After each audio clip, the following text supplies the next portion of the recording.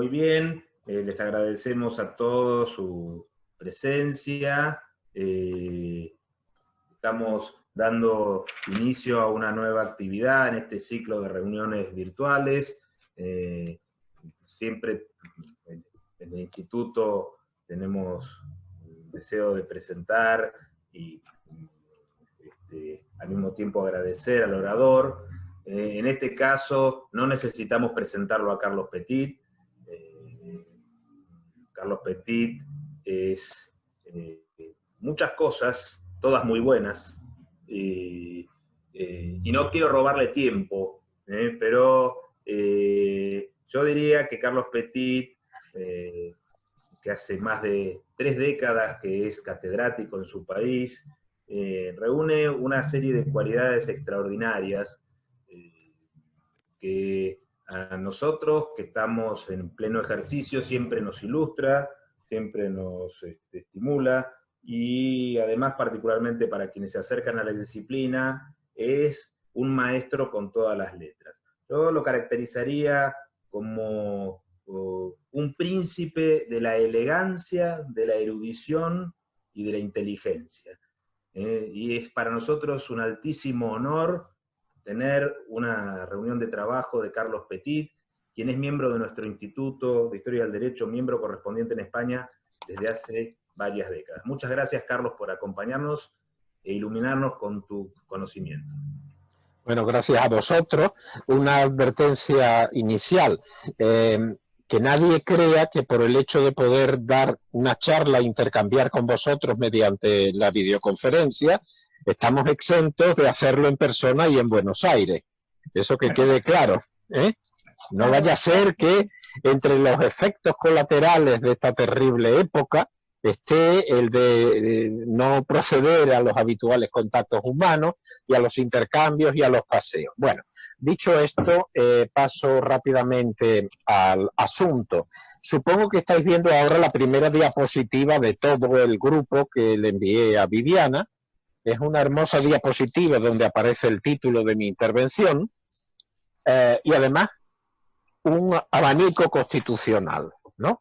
Perdón, Carlos. ¿Sí? Alguien me inhabilitó a que comparta la pantalla, aparentemente el anfitrión. A ver, bueno, vamos. A ver. Un momento. Bueno, yo diría de seguir hablando y yo voy a tratar de ver si está esto ahí, así. Sí, muy bien. El tema es una cosita, si lo pusieron a Carlos como anfitrión, él tendría que devolver a alguno de ustedes la... Ese es el tema. Claro, pero bueno. Espera, lo voy a sacar, a ver si lo puedo sacar como... Ya lo puse para que pueda habilitar la pantalla, ahora no sé cómo lo saco. Es que no sé yo muy bien cómo hacer eso, prefiero que alguien con más destreza proceda. En todo caso, cuando sea que veáis la diapositiva inicial, donde aparece el título de esta intervención, que básicamente es Españolas Gaditanas, refiriéndose, claro, no tanto a la ciudad de Cádiz, sino a la experiencia constitucional de la llamada Constitución de Cádiz, veréis un hermoso abanico constitucional, una pieza que data de 1820, que se conserva en un museo español, el Museo Municipal de Madrid, y que me sirve también de símbolo para especificar cómo con la llamada Revolución Liberal hace falta inventar un conjunto de nuevas formas de comunicación, tanto estéticas como lingüísticas. Hay palabras nuevas o palabras que cambian radicalmente de sentido, como puede ser nación, como puede ser representación, incluso como puede ser y fue monarquía. Y ese abanico es una pieza dentro de esa nueva expresión también mediante elementos estéticos de lo que es la nación, la constitución, la monarquía y también el papel que dentro de ese cuadro de novedades va a desempeñar la mujer, habitual usuaria, aunque no exclusiva, del abanico. La tesis de este trabajo es muy sencilla, es digamos una antítesis, frente a una tesis que formuló hace muchos años un colega pionero, Bartolomé Clavero, que fue quien empezó en los años 80 a interesarse específicamente por la historia constitucional española en general y en particular por el momento gaditano. Esa carta que se elabora entre 1810 y 1812 y que tiene dos periodos más de vigencia, en 1820-23 y fugazmente en 1836, cuando da paso al tipo de constitucionalismo liberal tradicional, modelado sobre todo por la experiencia belga de 1831, que en el caso español se traduce en la mal llamada reforma de la Constitución de Cádiz, esto es la Constitución de 1837, que realmente es la fórmula constitucional con pequeños cambios que va a durar hasta la Segunda República. Bueno, Bartolomé Clavero, efectivamente, entre sus muchos méritos, tiene también el de haber sacado la historia constitucional española de un Estado pobre, que normalmente los profesores de Derecho Constitucional o Derecho Político, como antiguamente se llamaba la asignatura, la venían cultivando. Y empezó por el principio, cuestionándose el sujeto constitucional. ¿Quiénes son los españoles de que hablan las constituciones? ¿Quiénes son los ciudadanos que aparecen como titulares de derechos de participación política en esas constituciones, etcétera? Y lanzó de una forma yo creo que intuitiva, pero que luego él ha reafirmado con una serie de personas que la intuición han convertido en postulado, que la Constitución de Cádiz excluía, o mejor dicho, no incluía, pero conscientemente no incluía a la mujer de la nación española. Cuando el artículo 5 de la Constitución, que yo creo está recogido en mi segunda diapositiva, pero que no sé si se podrá ver. Carlos, sí. Mira, donde dice compartir pantalla, desactiva ese comando que dice compartir pantalla, así la puedo compartir yo y te paso la diapositiva. Desactívalo. Sí, es que yo no lo veo, el tal comando de dejar de compartir. No, está arriba. Compartir sonido.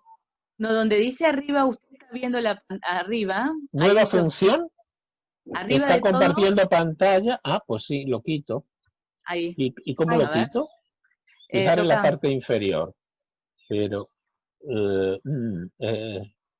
disculpad, pero realmente no sé cómo desactivarlo. Hay que tocar. Tocar, clique ahí. Pin.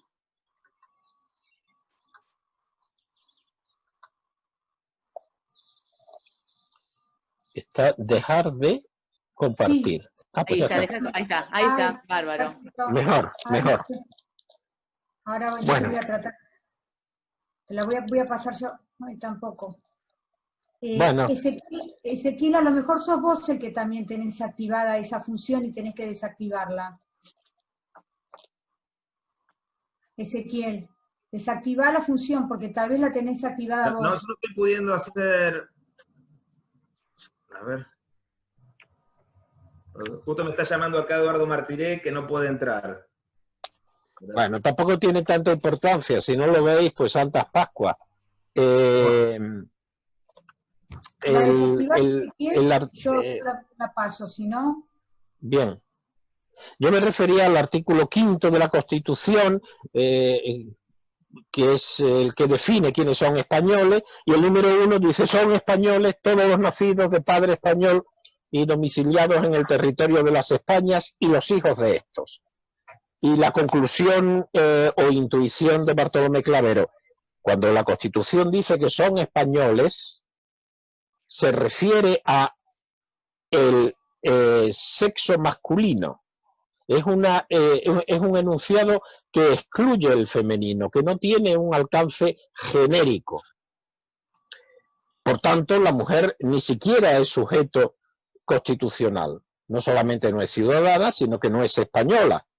y como mucho participa de la vida constitucional derivadamente, porque su estado se ciñe al estado familiar y a través de los vínculos familiares, hija de un padre, esposa de un marido, es que puede tener entonces alguna relevancia según el entorno constitucional gaditano. Bueno, yo creo que eso no es así, y de ahí lo de la antítesis, a pesar de que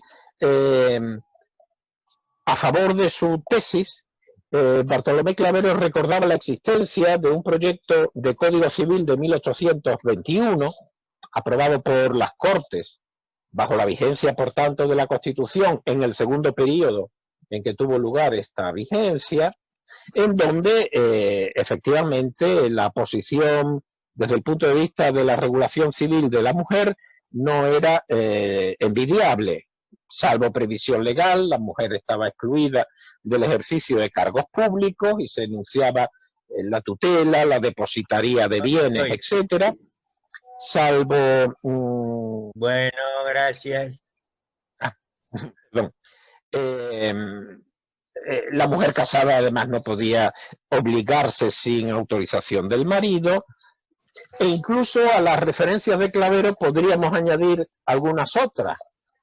Sin salir del proyecto de Código Civil, por ejemplo, la mujer casada está sometida al marido en los términos de la famosa epístola a los Efesios, ¿no? Teniendo en cuenta además que mientras que el vínculo de la patria potestad se disuelve por el paso del tiempo, en el caso de la mujer, con un matrimonio insoluble, era la muerte la única que podía permitir la salida de esa sumisión. Y a pesar de que tampoco lo mencionaba Clavero, yo creo que a favor de esa posible tesis excluyente, podía recordarse el Código Penal, que no solamente fue proyecto, sino que se convirtió en ley, el Código Penal de 1822, que amparaba en términos muy generosos el jus corrigendi del marido. El marido, en una palabra, ante determinadas faltas que a él le tocaba juzgar, podía ordenar, por ejemplo, que su mujer pasara a prisión durante un año, utilizando la fuerza pública para la ejecución de su mandato. El Código Penal también establecía una durísima sanción que dejaba siempre en manos del marido. En este caso podía, aparte de la pérdida de los bienes matrimoniales que le tocaran a la mujer, ordenar su encarcelamiento hasta por 10 años en caso de adulterio de la mujer. Sin que se contemplara, lógicamente, a pesar de que algún diputado lo recordó, en sentido crítico y oponiéndose a la medida, una medida similar a favor, sobre el supuesto del adulterio masculino. Pero claro, cuando nosotros intentamos dar sentido a un precepto constitucional, una de las estrategias más básicas es ver qué han dicho los redactores de la Constitución. En una palabra, acudir al famoso diario de sesiones, que en el caso de las Cortes gaditanas es además muy prolijo. Es cierto que el debate constitucional del artículo 5, el de la definición de los españoles, pues tuvo muy poca entidad. Prácticamente allí lo único que interesó fue la circunstancia del nacimiento de las Españas, un asunto que ya había provocado problemas a la hora de aceptar a los diputados que venían y de los que podía debatirse su misma naturaleza española, que también tenía que ver con los hijos del personal diplomático o militar que en función de su profesión se encontraba fuera de ella. Pero, siguiendo con la lectura del diario, cuando llegamos a los artículos 22 y 29, la cosa creo yo que aparece bastante más clara. El artículo 22 es aquel tremendo artículo en donde se excluía de la ciudadanía española a los que en ambos hemisferios fueran oriundos de África. La población afroespañola, por así decirlo, podían ser efectivamente españoles, pero en ningún caso eran ciudadanos españoles hasta que obtuviesen una carta de ciudadanía expedida por las Cortes en unas circunstancias, por cierto, más duras que las de un extranjero que domiciliado en España pudiera y quisiera optar por la ciudadanía española. Pues bien, en el debate de ese precepto, artículo 22, que además fue el más debatido de todos los preceptos constitucionales, por razones obvias, porque tocaba la representación en concreto de las provincias americanas, donde la población de origen africano era bastante más cuantiosa que en el caso de las provincias de la España europea. Allí se dijo claramente, me parece que fue Diego Muñoz Torrero, uno de los padres de la Constitución, diputado por Extremadura, que la condición de ciudadano presuponía, pero no se agotaba en la condición de español.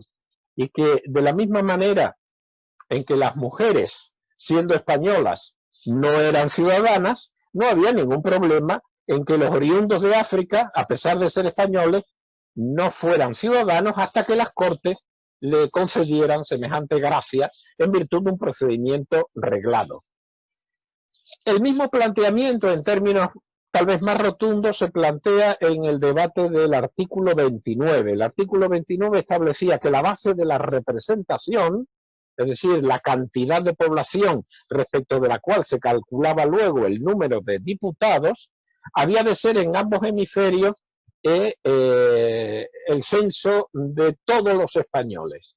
Y a ese propósito se dijo, evidentemente, a este efecto, las mujeres cuentan, porque la condición de español y la titularidad de derechos civiles no implica la condición de ciudadano español que supone la titularidad de derechos de tipo político. Yo no veo realmente que pueda defenderse esta tesis excluyente a la vista solamente del artículo 5º, teniendo en cuenta que el artículo 5º cumple con una de las viejísimas reglas del digesto, ¿no? Aquella que decía, cuando la ley habla de hombre, pues se entiende que se refiere tanto al hombre como a la mujer, etcétera, ¿no? Regla que además en una de sus obras más conocidas repitió el primer presidente de las Cortes Gaditanas en 1810, que fue el diputado y profesor de Cervera Ramón Lázaro de Dou y de Bassols. En el trienio, sobre todo, este problema de la posición constitucional de la mujer fue objeto de cierto debate. Tengo presente, por ejemplo, nada más abrirse ese nuevo periodo de vigencia de la Constitución de Cádiz, el fenómeno de las llamadas sociedades patrióticas. Unos clubs o tertulias políticas como un primer cauce y además muy relevante de ejercicio de la libertad de expresión, que normalmente tomaban el nombre del café donde se reunían. Uno de esos cafés, aunque muy transformado y convertido en un horroroso pub pseudo irlandés, es la Fontana de Oro. La Fontana de Oro está a 2 pasos de la Puerta del Sol, como Carmen, que veo que asiente, recuerda perfectamente. Pues bien, la Fontana de Oro en un momento determinado, después de iniciar sus ciclos de tertulia, optó por excluir la presencia femenina. Y eso provocó un cierto debate en la prensa. Hay un periódico, La Periodicomanía se llamaba, que venía a ser una suerte de reseña de lo que la prensa publicaba con notas críticas, que en enero de 1821 formuló la siguiente pregunta: ¿el entendimiento es macho o hembra? Y se refería en concreto a la exclusión de las mujeres en la tertulia de la Fontana de Oro, sosteniendo que esa exclusión era absolutamente injustificada. Y con un argumento muy claro: si la Constitución española permite que todo español tenga libertad de imprimir sus opiniones políticas sin ningún tipo de censura o control previo, estando eso sí luego a posteriori a las resultas de las posibles responsabilidades penales, no se podía prohibir a la mujer que era español en este sentido constitucional que tomara la palabra y hablara tranquilamente, porque como razonaba el periódico, la expresión verbal está incluida en el derecho a la expresión escrita y a la publicidad por medio de la imprenta. No hubo tampoco mayor problema porque inmediatamente otro club patriótico, otra sociedad patriótica, el Café de la Cruz de Malta, admitió a las señoras para que éstas se manifestaran y participaran en los debates, como en otras muchas ciudades españolas. No hace mucho, además, se publicó un buen libro, creo que el título era Amazonas de la Libertad, que enfoca específicamente, en una clave más histórica general que jurídica, este tipo de cuestiones. Pero es que además que la mujer era español, es decir, española, incluida en el dictado constitucional, se deduce de otra clase de argumentos. Hay dos, no quiero extenderme demasiado, a los que podemos acudir. Por una parte, la Constitución, al final de sus preceptos, creo que era el artículo 373, establecía que todo español tiene derecho de dirigirse a las Cortes para denunciar una infracción constitucional. Otro precepto que me interesa era una ley del año 22 que regulaba los límites, decía, legítimos del derecho de petición, que iniciaba precisamente en el artículo primero que todo español tiene derecho a dirigir sus peticiones a las Cortes y al monarca. Pues bien, en el archivo del Congreso de los Diputados encontramos bastantes denuncias de infracción constitucional cursadas por mujeres, con independencia de su estado civil.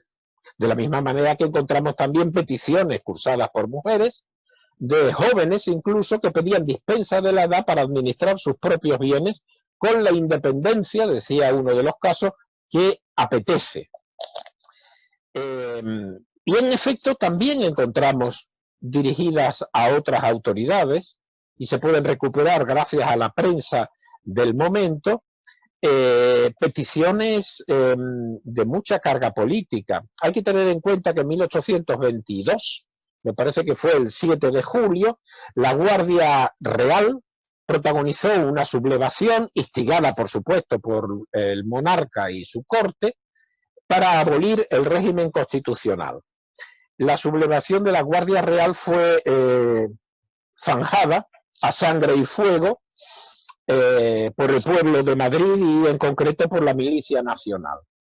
Y más en concreto además por una ciudadana, porque en estas situaciones de crisis, aunque jurídicamente no lo eran, popularmente así eran calificadas, llamada María del Carmen Sardi. Pues bien, María del Carmen Sardi, que se dirigió a las Cortes luego, presentando su hoja de servicio, solicitando una pensión, certificó efectivamente cómo había cogido el puñal y había perseguido a los guardias, estando en primera línea de fuego en las trincheras que los milicianos abrieron contra los sublevados.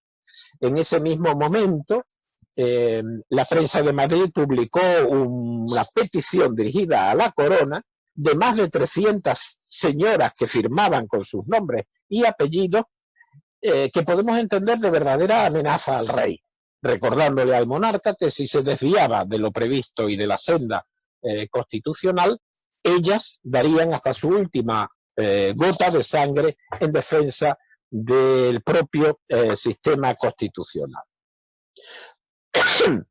Termino con una última referencia. El breve trabajo de Clavero, en donde se razonaba sobre la exclusión de la mujer de la naturaleza española, del concepto y de la práctica de la nación, terminaba con la referencia a Mariana Pineda. Muchos de ustedes sin duda conocen, en una ciudad teatral como es Buenos Aires, y una ciudad muy lorquiana como también es Buenos Aires, las circunstancias de Mariana Pineda. El trabajo de Clavero concluía exactamente con una referencia que rezaba así: porque hasta Mariana Pineda actuó por el amor enajenado de un varón. Bueno, Mariana Pineda fue una señora de Granada, una joven señora de Granada, que fue ajusticiada a garrote vil en 1831, acusada de haber ordenado la confección de una bandera que tenía que servir para agitar a las masas en una conspiración contra Fernando VII, que estaba ya en las últimas fases de su reinado. Hay que tener en cuenta, estamos en 1831, en 1830 acababa de ser derrocada la monarquía de Carlos X en Francia, y después de las 3 famosas jornadas de julio, había accedido al trono Luis Felipe de Orleans. Temiendo alguna operación de esta naturaleza, desde luego, los últimos años del reinado de Fernando fueron particularmente represivos, con fusilamientos de opositores políticos y al mismo tiempo convulsos, con movimientos siempre fracasados de imposición del régimen liberal. Pues bien, cuando por fin en 1836, muerto ya el monarca, se vuelve brevemente al régimen de la Constitución gaditana, las Cortes deciden como primera medida consagrar a la memoria de los héroes de la libertad una lápida que habría de figurar en el diario 10 sesiones. Y la lápida pondría simplemente a Torrijos, a Millar, al Empecinado, a Mariana Pineda y 2 o 3 nombres más. Es interesante destacar esto porque realmente, para que no tengamos una conclusión demasiado precipitada acerca de la posición jurídica favorable de la mujer, que evidentemente no la tenía, que haya que mencionar el nombre propio, Mariana Pineda, porque el apellido Pineda en un consorcio de nombres masculinos podía pasar desapercibido, ¿no? Pues bien, realmente la Mariana Pineda del amor enajenado del varón no es la Mariana de Pineda histórica. Se conservan algunos documentos del proceso de Mariana Pineda que son muy interesantes. En concreto, la acusación del fiscal, en donde recalca que Mariana Pineda era señora de su casa y por tanto una mujer independiente y que por tanto tenía que ser responsable de todo lo que en su casa aconteciera, y que era por tanto también una prueba inculpatoria el hallazgo de esa bandera a medio bordar, donde aparecía la palabra libertad. Mientras que esta idea de la Mariana Pineda mitificada es más bien la Mariana Pineda de Federico García Lorca, una obra de los años 20, en donde, como Lorca le dijo, por cierto, que a un catedrático de Derecho Político, que todavía no lo era, pero que le hizo una entrevista para la prensa. Me refiero a Francisco Ayala, luego muy conocido como literato, ¿no? Uno de los exiliados por la guerra civil, ¿no? Nadie había dicho, confesó Lorca a Ayala, de esta figura del siglo XIX. Nadie había reparado en ella. Era obligación mía exaltarla. Yo sentía ese imperativo porque ella es una figura esencialmente lírica, sin odas, sin milicianos, sin lápida a la Constitución. No he recogido la versión histórica exacta, sino la legendaria, deliciosamente deformada por los narradores de Placeta. Una Mariana amante, más próxima a Julieta que a Judith, más para el idilio de la libertad que no para la oda de la libertad. Mariana Pineda, por tanto, no era una amante más o menos enloquecida, sino una señora de la casa que tenía además, y parece que eso también lo han podido demostrar algunos historiadores de este triste episodio, una opinión política que se había forjado en las tertulias granadinas de en torno a 1830, y que había actuado en consecuencia. Con quien o no tuviera amores Mariana Pineda, que además era a esas alturas una joven viuda con su madre adoptiva a su cargo y 2 hijos pequeños, y un grupo de sirvientes, pues eso ya es otro asunto. yo no quiero extenderme más. Espero que la concurrencia pueda hacer alguna sugerencia. El trabajo desarrollado en el que se basa esta improvisada exposición se publicará en el próximo número de los Quaderni Fiorentini. Por tanto, espero que a la vuelta del verano esté al alcance de todos. De nuevo, gracias, quedo a disposición de los presentes. Carlos, muchísimas gracias. A los efectos logísticos, vamos a abrir un espacio de preguntas, pero para eso vamos a tener que mandar un nuevo Zoom.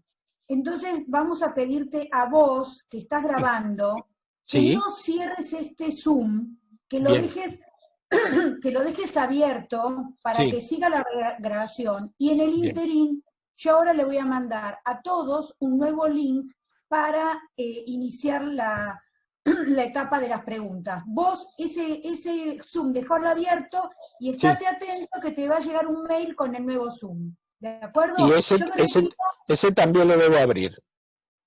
Sí, pero déjalo, ¿sí? Sí, las muy bien. Vamos a ver si yo las voy a poder, a lo mejor grabar a Ezequiel, vemos quién las puede grabar, pero ahora este Zoom no te vayas. Yo ahora voy a abrir uno nuevo y ahí entramos todos, ¿ok? Muy Chao. bien.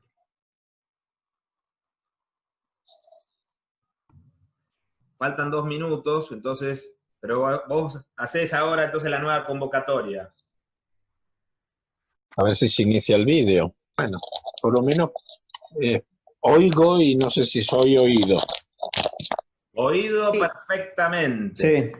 Sí, sí, Bueno, sí. pues algo es algo. Mientras quiere responder la computadora, no sé, podemos proceder por mi parte. Debajo donde dice el micrófono está para el video, donde dice detener video o iniciar video. Lo que pasa es que esa pantalla, esa barra desaparece a veces. Hay que... pero igual se escucha. ¿Me escuchan a mí? Me pude conectar de vuelta. Sí, vos Bueno, también les estás quiero- sin visión. ¿Cómo? Tampoco te vemos. Ya parece ¿No que me sí, ven? ¿no? Ahora sí, Carlos, estás vivito y coleando. Sí, sí, eso sí. Bueno, de pensar, porque claro, no ha funcionado las diapositivas, donde estaban algunos textos significativos, en fin. Pero bueno, entre amigos cualquier cosa vale y además estamos sometidos al régimen de una tecnología que no controlamos. No sé yo si gente más joven como el querido Jesús sabe algo más de esto, pero yo desde luego fuera de lo que son los textos no me entiendo.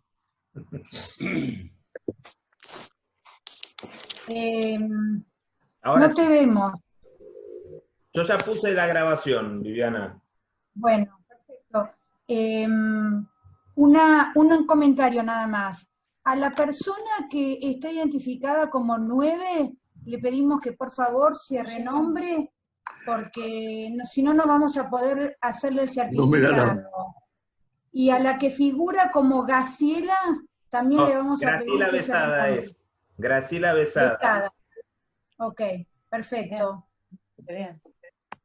Todos los que están identificados con un número o un modelo de celular o un seudónimo, les pedimos que por favor se identifiquen porque si no, no vamos a poder hacerle los certificados. O se ponen una máscara de Anonymous. Las dos versiones. Estas son las dos soluciones que estamos. Bueno, ahora el problema que tenemos es que lo perdimos a Carlos, ¿no es cierto? No, está acá, está acá. No, está. Está acá. Estoy aquí. Está, sí. Perdón, acá yo Sí, dice Pedro Hudson, pero es el nombre de mi hijo y soy Rosalía Baltar. Ahí. Pero Bueno, pero para eso el instituto ha hecho un maravilloso instructivo que está en nuestro Sí. canal de YouTube, donde se enseña cómo se renombra. Te tenés que parar en tu nombre y donde dice más, tenés que tipear tu nombre y apellido. Ah, ok. Pero no te lo Ok. tendría que decir, porque te tendrías que suscribir a nuestro canal y entonces aprender a manejar todas las herramientas. Bueno, Bueno, vamos a abrir el espacio para las intervenciones, los comentarios, las preguntas, porque como correspondía a lo que vaticinábamos, Carlos nos ha abierto una ventana fantástica, con su estilo tan erudito y elegante. No sé quién quiere hacer alguna pregunta, solicitarle alguna intervención, alguna por ampliación. favor, háganlo a través de la herramienta levantar la mano, que está abajo de la lista de participantes, porque nosotros no los vemos a todos ustedes. Y ahí está, ahí ya hay varias preguntas. Así Bueno, que Viviana, dale. Bueno, Antes de comenzar la respuesta, yo quisiera simplemente saludar a dos queridos amigos, a Eduardo Martínez, que veo ahí conectado, al querido Díaz Consuelo, que también estaba conectado por menos antes, y que no he tenido ocasión de... Perfecto. Pues, hemos vivido muchas cosas juntos, hemos paseado mucho por Buenos Aires, hemos aprendido bastante, por lo menos yo, de vosotros. Me alegra muchísimo veros conectados y al menos por este sistema estar en contacto.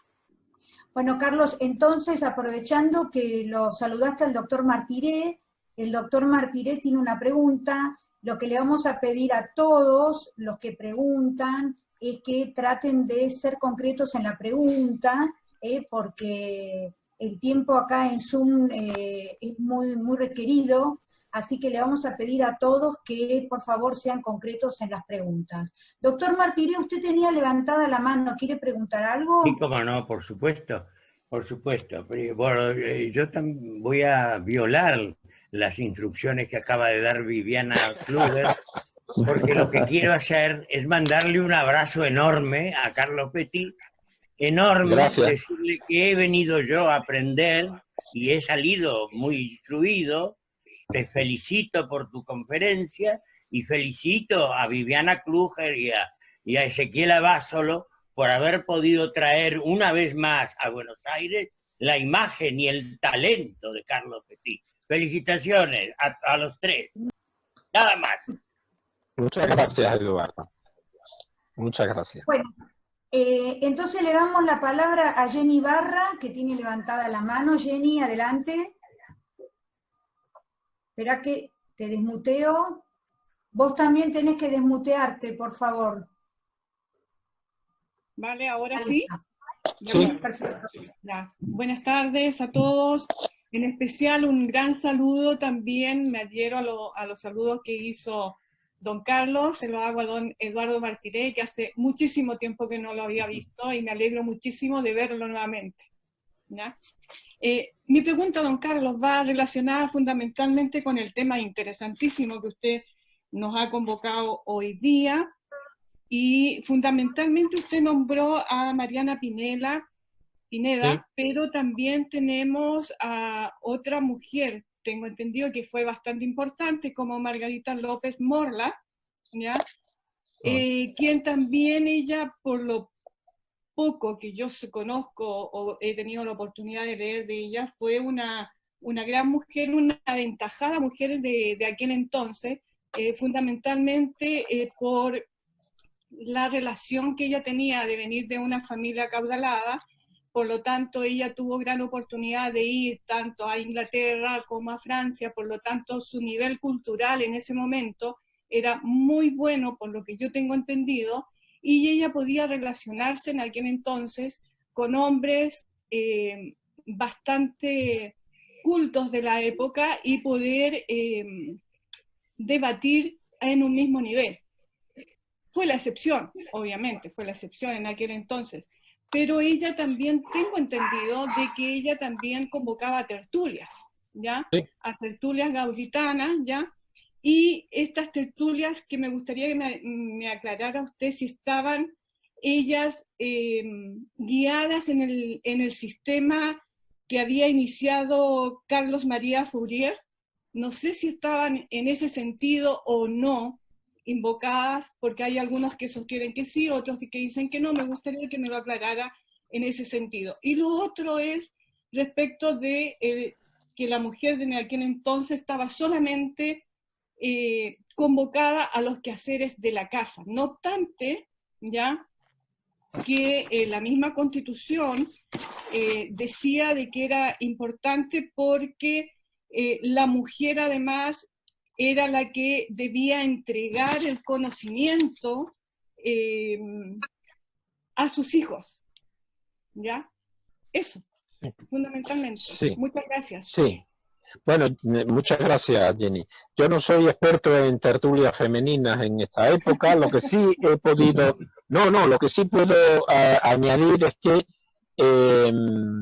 hay algunas figuras de intelectuales mujeres muy relevantes, más incluso que López Morla. Está la marquesa de Astorga, que también tenía una posición social muy relevante y que tradujo los derechos del hombre y del ciudadano de el abate Mably, ¿no?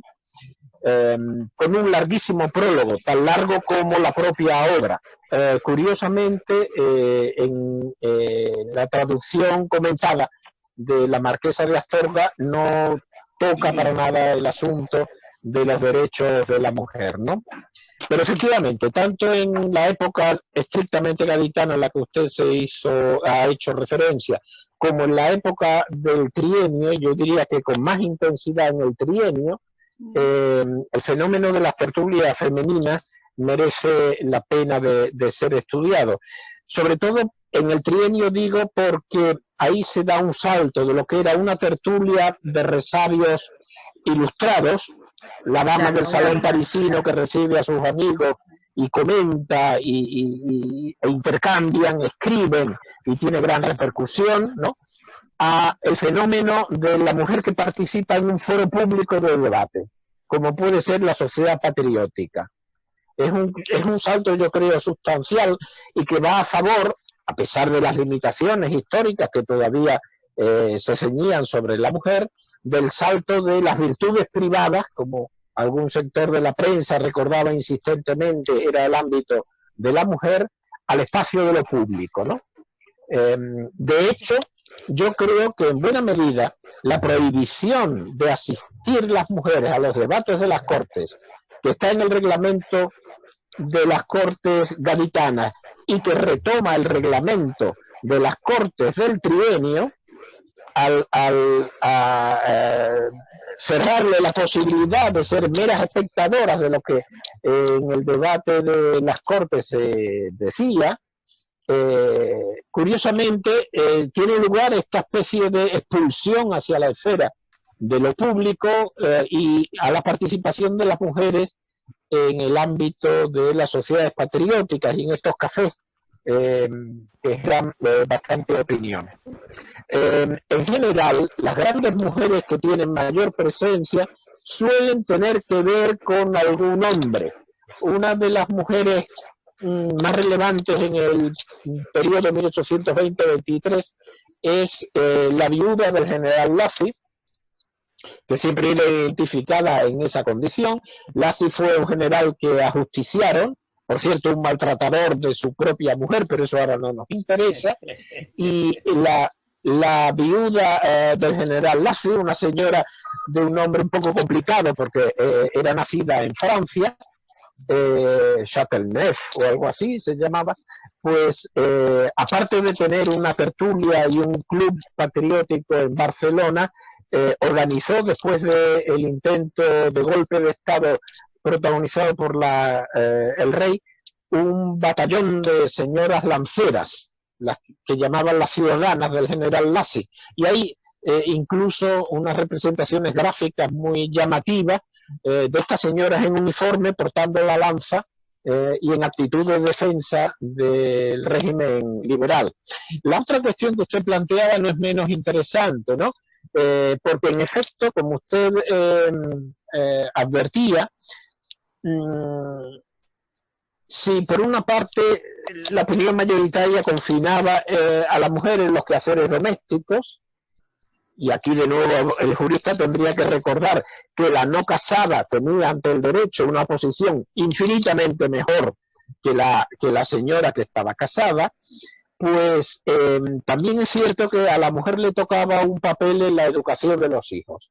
Y este es un asunto del que se trató, por ejemplo, en El Censor, que es una de las grandes publicaciones periódicas con bastante fortaleza teórica de este periodo. Y a ese fin había alguna literatura, los llamados catecismos constitucionales, ¿no?, que directamente focalizaban la instrucción de la mujer para que sirviera de correa de transmisión de conocimiento y de espíritu liberal a sus propios hijos. Y hay, aunque de manera reducida, pero no deja de haber, yo he visto algunos, anuncios en la prensa de academias que pensaban en la formación de la mujer y en donde se incluía en el currículum la formación también en cultura constitucional. Todo eso en función de lo que usted recordaba, ¿no?, del papel que la mujer tenía en la educación de futuros buenos ciudadanos constitucionales y por tanto la necesidad de que ella misma se formara previa a todo eso. Pero aparte de este asunto, ya no me extenderé más, también es cierto que la prensa recoge anuncios de ofertas de trabajo para las mujeres. Evidentemente, mujeres que a lo mejor trabajaban, en el caso, digamos, menos femenino, en casas de comercio llevando alguna actividad contable o documental, frecuentemente mujeres que se dedicaban a la costura y a estas tareas, pero fuera de la casa, que eso también tiene cierta relevancia. Y en este sentido existe un proyecto de establecimiento nuevo de los consulados de comercio, pero que, yendo más allá, quería establecer las bases para una nueva regulación de las actividades industriales y comerciales en la España constitucional, cuyo primer precepto era un proyecto de 1821, aludía a que todos los españoles de ambos sexos y también los extranjeros podrán ejercitar en el territorio de las Españas cualquier tipo de actividad de contenido económico. Potencialmente, eso iba a favor también de una presencia fuera del hogar de una mujer capacitada laboralmente, ¿no? No sé si más o menos he podido responder a sus dudas, ¿no? En todo caso, muchas gracias. Carlos, yo quería comentarte que me sorprende este tema de que en pleno siglo XIX se persista con el formato del catecismo, muy similar a el estilo de los teólogos morales del siglo XVI, pero ahora en el siglo XIX tenemos el mismo formato con otro objetivo, ¿no? Realmente es muy interesante. Si querés desarrollar algo más, un poco, o darnos un poquito más de información de estos catecismos. Sí, uno de los catecismos más interesantes es el del deán López Otero, deán y diputado en el trienio, era deán de la Catedral de Sevilla, que además tuvo una interesante participación cuando se debatía el Código Penal en 1822, acusando la incongruencia de las Cortes de castigar a la adúltera, pero dejar impune al adúltero, ¿no? Esa referencia que antes hice iba por ahí, ¿no? Bien, el género del catecismo hay que enmarcarlo en un modelo de producción del texto muy cercano a lo que sería la experiencia de la docencia oral. Es un primer precipitado de un juego de preguntas-respuestas que evoca lo que podría ser una conversación entre personas que están físicamente comunicándose mediante la palabra. Y en este sentido no solo estaría la corriente, digamos, catequética religiosa, donde con una pregunta muy simple pues viene una respuesta teológicamente impecable. Hay también en la jurisprudencia medieval diálogos de jurisprudencia, algunas incluso con este título, que revela el uso del intercambio entre preguntas y respuestas para poder transmitir una determinada doctrina. en el caso que nos concierne de la España liberal, hasta el mismo siglo XX llegaron esta producción de libros elementales en donde se sintetizaba el contenido de la Constitución en cada caso vigente mediante esta vieja fórmula. Hay alguna colección de catecismos que ha sido reimpresa, y yo creo que además no cuesta mucho esfuerzo encontrarlos buscando por Google Books. Yo tengo alguno por aquí a mano y te lo podría hacer llegar. Sí, pero no solo español. Recuerdo ahora, por ejemplo, una colección de catecismos constitucionales que se hizo en Sicilia, de la misma época. Algunos de los catecismos españoles se duplican en Italia, porque al fin y al cabo la Constitución de Cádiz también fue promulgada en Nápoles e inspiró una constitución liberal en Nápoles, en Turín o en el mismo Portugal, de manera que la fortuna internacional del texto gaditano también llevó consigo la fortuna de esta fórmula elemental de textos divulgativos que en España fue muy floreciente. Te hago una pregunta, porque a lo mejor yo estaba más conectada con el tema de la logística. Estos catecismos siempre estamos hablando que se referían a las mujeres. No. Son catecismos en general. Son catecismos constitucionales en general. Ok. Muy bien, perfecto. ¿Alguna otra pregunta? Viviana, no veo ninguna. Alguna pregunta, pero no sé si hay alguien más que quiere preguntar. No, por ahora no veo a nadie. Bueno, no, yo al margen de todo quiero aprovechar, primero, agradecerle a Carlos esta magnífica y sugerente presentación y además la deferencia que ha tenido. Acá María Cubo quiere preguntar, está haciendo, bueno, después de... El doctor Martínez también. Bueno, el pero doctor Martínez también. quería agradecerle la deferencia que ha tenido Carlos de presentarnos una primicia. No todo el mundo se anima a mostrar su investigación en curso y nosotros tenemos el lujo de verlo a Carlos en plena preparación. Este es un extra que no nos merecíamos, y te lo quiero agradecer. Gracias. Pero después, dos preguntas sobre temas. Uno, he podido leer en algún trabajo que reproduce los debates, por ejemplo, la propuesta del diputado Rovira en 1821 de permitir que las mujeres puedan asistir a los debates en las Cortes, y todo el ida y vuelta de que sí, que no, y entonces se plantea este argumento de, digamos, los varones, o, digamos, los ciudadanos masculinos para lo público, la mujer para lo privado, la esfera, la distinción de esferas. Frente a eso, mi pregunta tendría que ver, ¿eso de dónde viene? ¿Es algo autóctono español? ¿Es un sentir o un ambiente europeo? ¿Es propio de las prácticas o hay alguna teoría? O sea, por supuesto que hay enormes dificultades, porque lo que tiene que ver a veces con las prácticas sociales más profundas está ahí enraizado y está oculto bajo los pliegues del discurso. Esto es lo primero.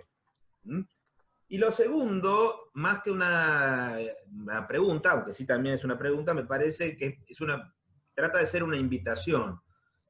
Lo que vos estás comentando, sobre todo teniendo en cuenta que Cádiz es tan importante para la América española y también para Brasil, sería muy interesante tratar, aprovechando esta red que estamos formando y estos encuentros y estos contactos, intentar reconstruir si de alguna manera estos debates sobre la mujer y su lugar o su falta de lugar se replicaron o no en nuestros países. Supongamos, tratar de pensar, podríamos hacer algún encuentro sobre esto y ver, ¿hay algún elemento en el Río de la Plata? ¿Hay algún elemento en Chile? ¿Hay algún elemento en México que tiene que ver con esto y que puede vincularse y rastrearse en Cádiz? Y creo que esta es una oportunidad para que gente como vos, que sabe tanto del tema, tal vez lidere, no sé si un proyecto de investigación, porque puede sonar muy pretencioso y cada uno tiene sus propias preocupaciones, pero por lo menos algún tipo de reuniones donde podamos ir aportando nuestros pequeños granitos de arena y tratar de reconstruir la imagen general. Es eso. Sí, sería realmente interesante, sí. No recuerdo si tenías una pregunta precisa. La pregunta era sobre el origen del público-privado y... Sí. Bueno, vamos a ver, dos cosas. Por una parte hay que tener en cuenta que el fenómeno de que quienes tienen el poder debatan en público es una cosa radicalmente moderna. Eso no, las cortes medievales o modernas no tenían sesiones públicas. El salto del antiguo al nuevo régimen, entre otras cosas, aunque yo lo pongo en cuestión, porque creo que Cádiz está más anclada en el antiguo régimen que en el nuevo, pero eso daría para otro debate. El salto del antiguo al nuevo régimen también es el salto de los arcana imperii, los secretos del imperio, a la publicidad, a la opinión pública y a los debates en público y al proceso público, en lo criminal, etcétera, ¿no? Entonces, la votación a la que tú hacías referencia fue muy igualitaria. Fueron muy pocos los diputados que dieron la mayoría necesaria para que se aprobara el artículo del reglamento que prohibía la presencia de las mujeres. Y aquí sí que interviene ya una imagen traslaticia secular. La mujer es el ámbito de la pasión, el hombre es el ámbito de la reflexión. Si las cortes son un lugar de debate reflexivo, no lo contaminemos con la presencia de mujeres que se pueden poner a gritar, a llorar, a interrumpir en una palabra, ¿no? Es como aquel precepto del digesto que hablaba de aquella calpurnia a la que se le prohíbe la práctica de la abogacía por el escándalo que organizaba ante los jueces y los árbitros. Bien, entonces hay que tener en cuenta que hay una serie de textos de gran continuidad, por si no hiciera falta el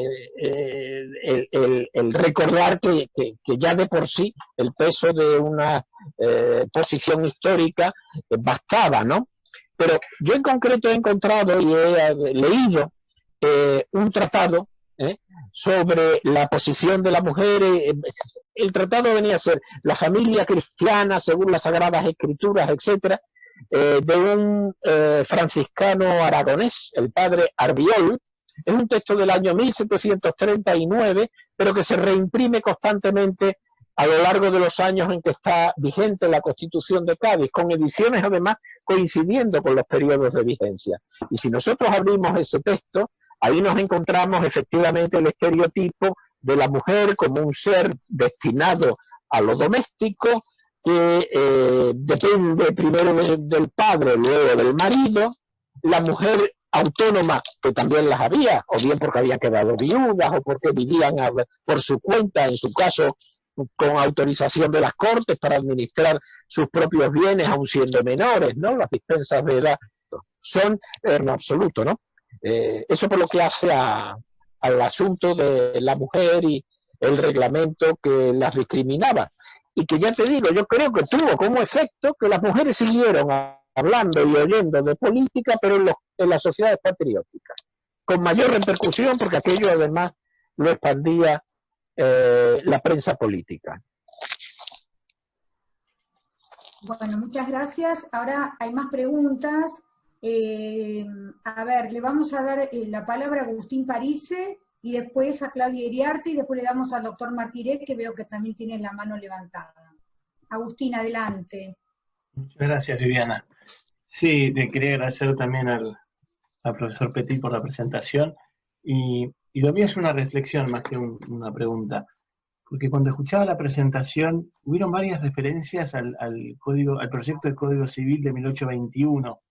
Sí. Y eso me hizo pensar en el valor que esos textos tienen, como el de Pablo Gorosabel de 1832, esos textos que trataban de llenar un vacío, no solo en España, pero también en las Américas, cuando nosotros desde América mirábamos para encontrar modelos que podamos utilizar en lo que nos había quedado, y eso quería resaltar el valor de esos textos que muchas veces no nos detenemos a pensar. Y en el caso del de Gorosabel, en el estado de Luisiana, en los Estados Unidos, fue traducido al inglés para hacer de proyecto de un código para lo que ellos llaman el derecho civil de España y México en el año aproximadamente, creo que es 1851. Es decir, que ya incluso hasta 20 años más tarde se seguía utilizando. Era una reflexión, gracias. Sí, ¿no? Y muy pertinente. Yo personalmente pienso que el llamado proyecto de Gorosabel no era realmente un proyecto.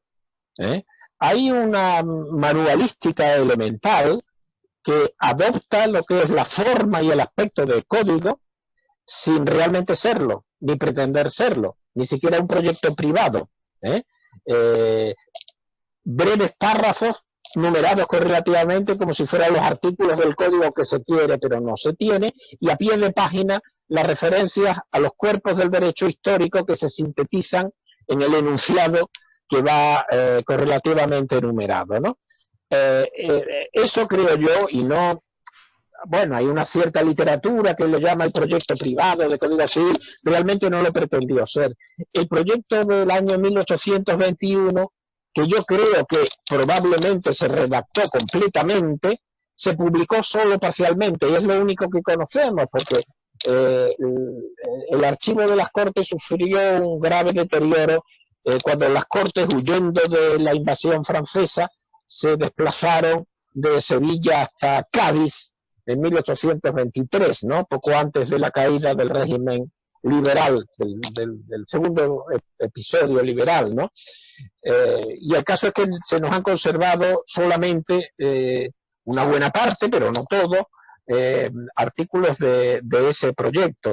No sé en esas condiciones hasta qué punto pudo circular, pero sin duda el texto, que he tenido yo ocasión de estudiar hace muy poco, en sí es muy original, sobre todo porque nos da idea de que al menos en los 30 primeros años del siglo XIX había más cosas que el Código Napoleónico.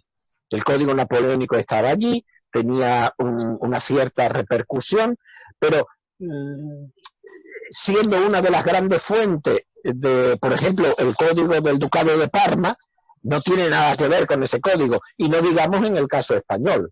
En el caso del Código del 21, que ese sí fue un proyecto oficial elaborado por las Cortes, pues el Código Napoleónico es que no se parece en nada, ni siquiera coincide en la materia. De una manera muy coherente, el proyecto español, por ejemplo, tenía que disciplinar en toda su parte segunda las autoridades públicas, porque eran el instrumento para la práctica de los derechos. Jueces, oficiales de tipo administrativo, eclesiásticos y militares.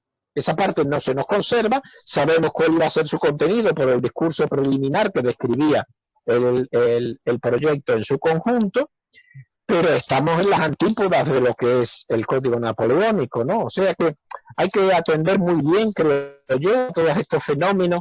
He dicho los años 30, puede ser que nos extendamos hasta la primera mitad del siglo XIX, antes de que de una manera más definitiva triunfe el Código francés como modelo. En una primera época, bueno, ahí estaba también, como no, el Código austríaco, que tampoco se parece al francés. Es un panorama muy interesante y complejo. Hay que atender perfectamente a textos mayores y menores, porque cada uno es un mundo en sí mismo y no se puede pensar solo que el problema de la codificación se resuelva pensando en el Código francés y su éxito, ¿no? Carlos, nos quedan 6 minutos, una pregunta de Claudia Iriarte muy cortita, una respuesta cortita, el doctor Martínez, y que nos deje tiempo para cerrar. Gracias. Bien. Claudia. Buenas tardes. Yo más bien era un pequeño comentario a propósito del planteamiento de Ezequiel y la respuesta de Carlos Petit a propósito de lo que pasó en particular en España, pero el debate y la problemática sobre las mujeres y su participación post procesos o liberales o inicio de procesos liberales fue más o menos similar. Yo estudio el tema, trabajo desde historia también los temas desde el feminismo, en concreto temas de igualdad en derechos humanos, pero también con miradas históricas. Y ahí hay un texto en particular que se llama La Musa de la Razón, y que justamente está escrito por una francesa que da cuenta de cómo durante el siglo XIX se expresa esta exclusión de la mujer y cómo se expresa en el debate jurídico, en los mismos términos que el profesor Petit nos está planteando, a propósito de las asambleas en Francia y, por ejemplo, proyectos de ley que prohíben que las mujeres vayan a escribir, a leer, el aprendizaje, lo más contrario a la ilustración, pero ahora aplicado a las mujeres ya en pleno siglo XIX. Y de eso hay ciertos estudios que quería un poco ponerlos. Se me ocurrió este texto porque está publicado en España, traducido al castellano. Y a propósito del debate que planteaba Exequiel sobre cómo se da este proceso en América Latina, yo creo que es muy interesante. Yo tengo muchas ganas de darle vuelta a un estudio en materia justamente de recepción en nuestro propio proceso chileno de desarrollo del Código Civil y la relación con el tema de la mujer casada, la capacidad, la condición de sujeto. Bueno, mi tesis doctoral la trabajé sobre sujetos, pero en el constitucionalismo. Entonces quisiera ahora trabajar a propósito del desarrollo, que ahí, bueno, el desarrollo jurídico feminista tiene su propia tesis, que yo comparto, pero que no tiene una mirada histórica necesariamente. Entonces creo que sería súper interesante si pudiéramos iniciar este proceso de debates, porque en América Latina este es un tema, creo que ustedes en Argentina tienen algo más, pero acá en Chile por lo menos está recién iniciado. Yo he leído los desarrollos históricos y son bien elementales a veces, más bien tienden a mirar una historia como repetir el relato, que profundizar en cómo se dieron estos fenómenos desde la construcción del sujeto y de la identidad jurídica. Eso nomás, disculpe la extensión. Gracias. Nada, muchas gracias, muchas gracias. Y Bueno, adelante. el doctor Martiré tiene Una cosa pregunta. muy pequeña, porque sé que hay poco tiempo. 4 minutos. Hablando un poco de los cuadernos, ¿no? De los cuadernos, de los, Catecismo. de los catecismos. Quiere decir que los catecismos han tenido una eficacia muy buena, porque desde los tiempos más remotos ha habido catecismos, y que haya catecismos para estas épocas más modernas, quiere decir que fuera de la manualística, que siempre ha existido, ha habido esto para la gente, creo yo, de menos ilustración. Le llegaba más el catecismo que el ir y venir, que la manualística. ¿Qué dices, Carlos? Sí, no, totalmente de acuerdo, totalmente de acuerdo. De hecho, el modelo del destinatario del catecismo es más bien el niño que está en un periodo de formación, ¿no? Y muchos de los catecismos constitucionales se dirigen a un niño que el padre o el abuelo le va contando cómo es la Constitución, ¿no? Totalmente de acuerdo, es un sistema que intenta reproducir textualmente lo que sería la conversación entre una persona experta, más adulta, y una persona neófita. Y tú dices que hay catecismos también. Yo no sabía que, por ejemplo, en Italia había catecismos. Sí, en Italia había catecismos constitucionales. Yo conozco una colección que publicó una de las colaboradoras de Andrea Romano, ¿Sí? Y que además, en más de un caso, establecía el paralelismo con un catecismo español que servía de modelo y que se adoptaba en la Sicilia de los años 1820. Así hacían de maestros los españoles. Bueno, a los italianos. Por lo menos a los sicilianos. Bueno, muy bien, Así Bueno. que muy interesante, Y felicitaciones. Gracias. Y un saludo a Jenny Ibarra, Yo también, me acuerdo mucho. Bueno, Gracias. hay una pregunta de Cubo, pero ya no vamos a llegar. Te pido, por favor, María, que en todo caso nos hagas llegar la pregunta y se la hacemos llegar al doctor Petit. Y Claro. solamente nos queda agradecerte, Carlos, tu magnífica presentación, agradecer a toda la gente que se sumó hoy, cada vez somos más, decir que esta presentación, con tu permiso, se va a subir al canal de YouTube, y convocarlos para nuestra próxima reunión, que va a ser el 25 de junio, que va a hablar Elisabetta Fiocchi Malaspina, de la Universidad de Zúrich. Así que, otra vez, gracias a vos, gracias a todos, y nos estamos viendo. No sé, Ezequiel, si querés decir algo más, nos queda un minutito. No sé si me están escuchando. Sí. Porque yo no los estoy viendo, estoy con problemas en la computadora, te estaba mandando eso, les quiero agradecer a todos. Hoy tuvimos algunas dificultades técnicas mayores, pero he escuchado con mucha atención todo. Me alegro despertar este ánimo, este deseo de participar. Sigamos adelante con las redes. Muchas gracias, Carlos. Y saludos para todos. Adiós, adiós, buenas tardes. Adiós. Chao, gracias. Gracias. Adiós. Adiós, Carlos. Chao. Chao. Un abrazo, chao, adiós. Un abrazo, Carlos. Chao.